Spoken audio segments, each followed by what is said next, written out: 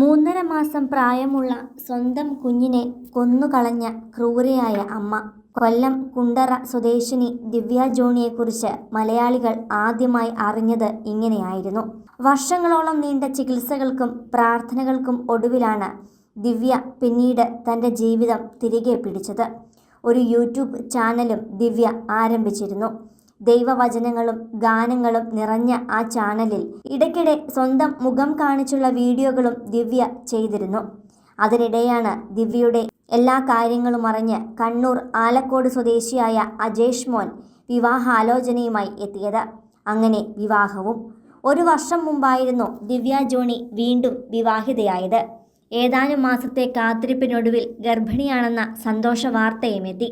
എന്നാൽ അതിനുശേഷം വീണ്ടും ദിവ്യ പഴയ മാനസിക സമ്മർദ്ദങ്ങളിലേക്കാണ് വീണുപോയത്. ഒടുവിലാണ് ഇക്കഴിഞ്ഞ 12-ാം തീയതി കണ്ണൂരിലെ ഭർതൃവീട്ടിൽ ദിവ്യ ആത്മഹത്യയ്ക്ക് ശ്രമിച്ചത്. ബോധമറ്റ നിലയിൽ കിടപ്പുമുറിയിൽ കണ്ടെത്തിയ ദിവ്യയെ ഉടൻ തന്നെ കരുവഞ്ചാലിലെ ആശുപത്രിയിൽ എത്തിക്കുകയും ചികിത്സയ്ക്ക് ശേഷം വീട്ടിലേക്ക് മടങ്ങിയെത്തിക്കുകയും ചെയ്തിരുന്നു.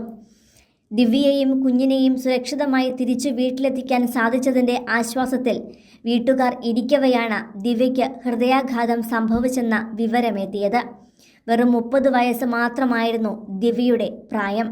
അതുകൊണ്ട് തന്നെ എന്താണ് ദിവ്യയ്ക്ക് ശരിക്കും സംഭവിച്ചത് എന്നതിൽ പലർക്കും പല സംശയങ്ങളുമുണ്ട്. സംഭവത്തിൽ ആലക്കോട് പോലീസ് അന്വേഷണം ആരംഭിച്ചിട്ടുണ്ട്. സമൂഹത്തിൻ്റെ ഭാഗത്തു നിന്നുണ്ടായ കുത്തുവാക്കുകളും മാനസിക പീഡനവും അതിലുപരി താൻ ചെയ്ത തെറ്റിൻ്റെ കുറ്റബോധവും ദിവ്യയെ വേട്ടയാടിയിരുന്നു. മനസ്സ് കൈവിട്ടു പോകുന്ന ഏതോ നേരത്ത് താൻ എന്താണ് ചെയ്യുന്നത് എന്ന് പോലും അറിയാത്ത അവസ്ഥയിലേക്കാണ് ദിവ്യ പോയിരുന്നത്. പിന്നീട് എപ്പോഴോ ബോധം തിരിച്ചു കിട്ടുമ്പോഴാണ് താൻ ചെയ്ത ക്രൂരകൃത്യങ്ങളുടെ തീവ്രത എത്രത്തോളമുണ്ടെന്ന് ദിവ്യ മനസ്സിലാക്കുക. അതിനെയെല്ലാം അതിജീവിച്ച് മറികടന്ന് ജീവിതത്തിലേക്ക് തിരിച്ചു വന്ന ദിവ്യ മരണത്തിനു മുന്നിൽ കീഴടങ്ങിയെന്ന വാർത്ത പുറത്തു വന്നപ്പോൾ ഞെട്ടലോടെയാണ് എല്ലാവരും അത് ഉൾക്കൊണ്ടത്. പഠിക്കാൻ മിടുക്കിയായിരുന്നു ദിവ്യ. ബിരുദാനന്തര ബിരുദത്തിന് ശേഷം പ്രണയിച്ച വ്യക്തിക്കൊപ്പം വിവാഹ ജീവിതത്തിലേക്ക് പ്രവേശിച്ചു. ക്യാൻസർ ബാധിച്ച് ചികിത്സയിലായിരുന്ന അമ്മയ്ക്കൊപ്പം സഹായിയായി ദിവ്യ നിന്നപ്പോഴായിരുന്നു ഡോക്ടർ ബബലുവിനെ ദിവ്യ പരിചയപ്പെട്ടത്. പിന്നാലെ വിവാഹവും. എന്നാൽ ഭർതൃവീട്ടിൽ കടുത്ത മാനസിക പീഡനമാണ് ദിവ്യയ്ക്ക് നേരിടേണ്ടി വന്നത്. ഗർഭിണിയായപ്പോഴും ഒരു പെൺകുഞ്ഞിന് ജന്മം നൽകിയപ്പോഴും ജീവിതത്തെ പ്രതീക്ഷാപൂർവം തന്നെയാണ് ദിവ്യ കണ്ടത്. എന്നാൽ സിസേറിയൻ കഴിഞ്ഞ് കുഞ്ഞുമായി പ്രസവത്തിന്റെ 4-ാം ദിവസം ഭർതൃവീട്ടിലേക്ക് എത്തിയപ്പോൾ ദിവ്യയോടുള്ള സമീപനത്തിൽ അവർക്ക് മാറ്റമൊന്നും ഉണ്ടായിരുന്നില്ല. പോസ്റ്റ്മോർട്ടം ഡിപ്രഷൻ അതിൻ്റെ മൂർധന്യാവസ്ഥയിലെത്തിയപ്പോൾ ദിവ്യയുടെ മനസ്സിൻ്റെ കടിഞ്ഞാൻ കൈവിട്ടു പോവുകയായിരുന്നു.